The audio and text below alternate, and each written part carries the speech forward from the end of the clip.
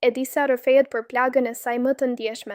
Martesa është vetëm një dokument gjatë një interviste në emisionin radiofonik Big Brother VIP Radio në Top Albania Radio.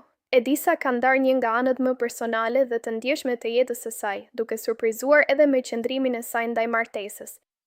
E pyetur nga Rogert për përplasjen me Nikolin brenda shtëpisë së Big Brother VIP Albania, ajo u ndal te një temë që sipas saj mbetet shumë personale, mëmësia.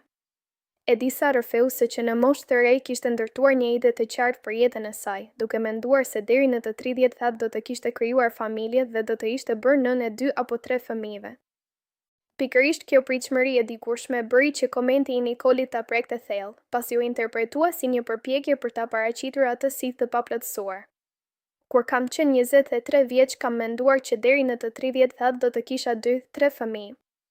Më preku fakti që u tentua të më nxirrte si të paplotësuar.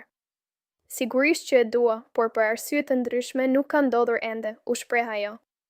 Duke folur për marrëdhëniet e saj, Edisa theksoi se gjithmonë ka dhënë maksimumin, por fundin e tyre e lidh me rrethana që shpesh nuk varen nga ajo.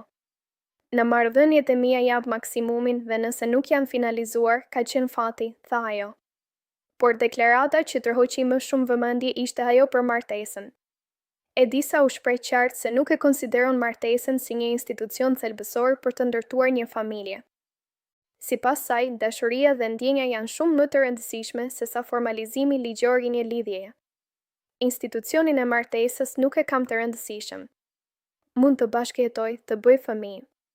Preferoj të jem e dashuruar gjatë gjithë jetës më shumë se sa martesën, për mua është thjesht një dokument, u shpreh ajo.